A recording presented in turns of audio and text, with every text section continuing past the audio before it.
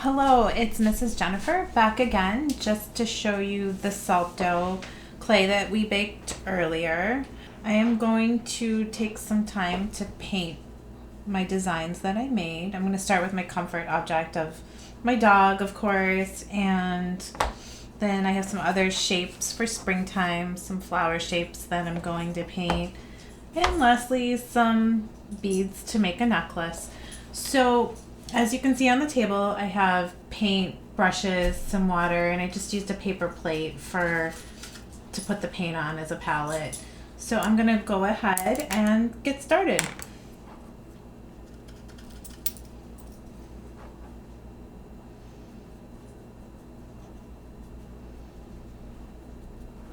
Hopefully nobody tried to eat your salt dough, because again, it's not gonna taste good.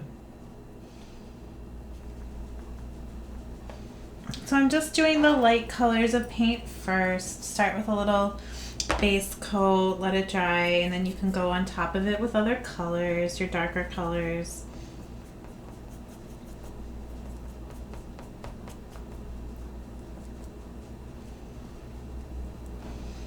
It's pretty easy to paint.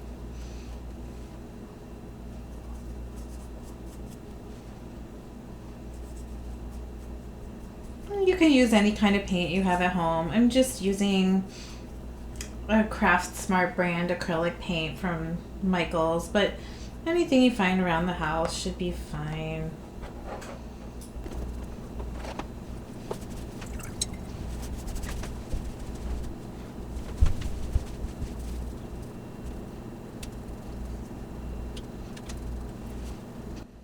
After you finish painting all of your pieces, you can look around the house for pieces of ribbon or string that you might have that you can use to turn your pieces into ornaments.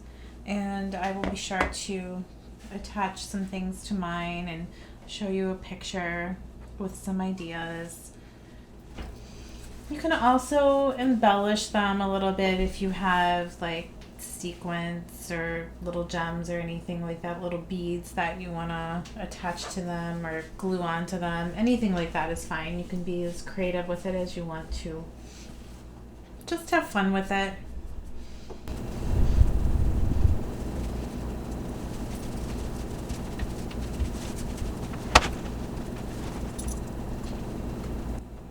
I've also read that you can put Mod Podge over them if you want to do a clear coat to kind of protect your paint. If you have some of that at home. I also know they sell Mod Podge at the dollar store and other places, depending on what's open and what you have around the house. It's not something you have to do. It's just if you want to.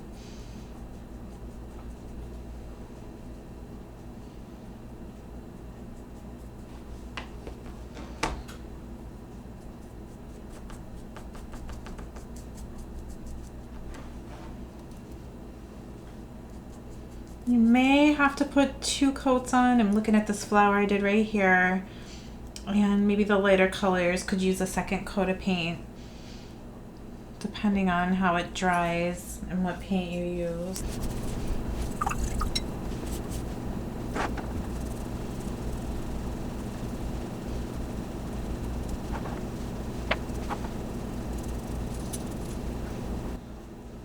Well, it's a little more tricky to paint the beads. You'll have to kind of do one side, let it dry, and then pick it up and do your other side.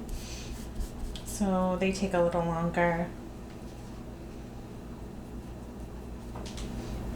Definitely gonna put another coat on the pink tulip. It definitely looks like it needs 2 coats. And as you can see on this one, it looks like it needs another coat as well. And then once the coat's dry, you can add some designs on top of them.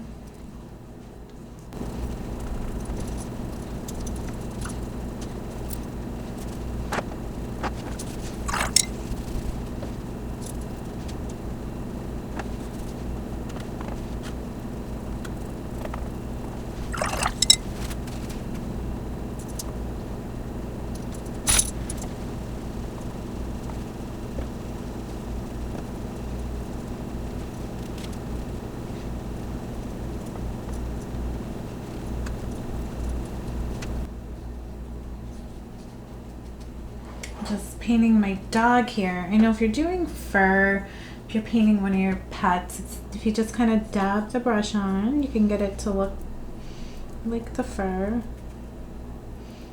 My dog has a lot of different colors in them, so just kind of dabbing it on there.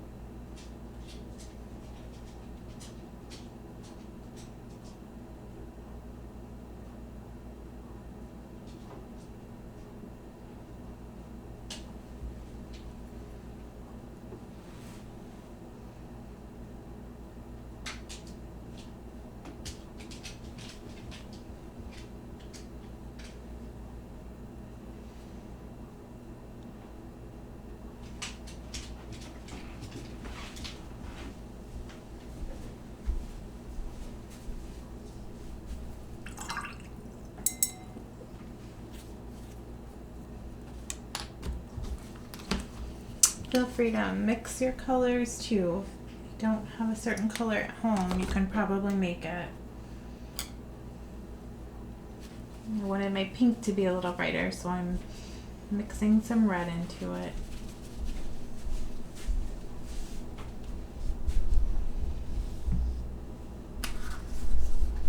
So feel free to mix your colors. As you can see, I'm kind of a messy painter and I like to mix as I go.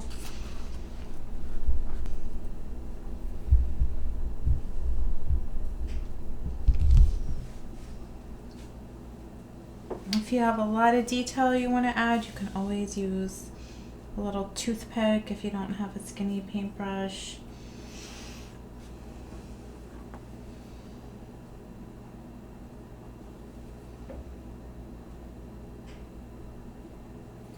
And I'll try that on the bunny's whiskers here.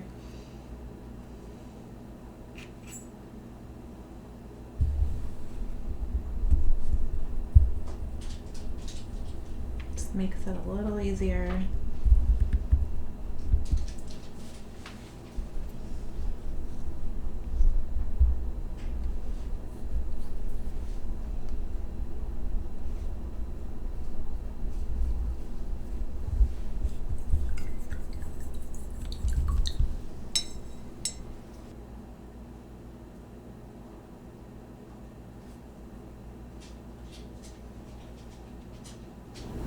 Paint a couple more of these beads.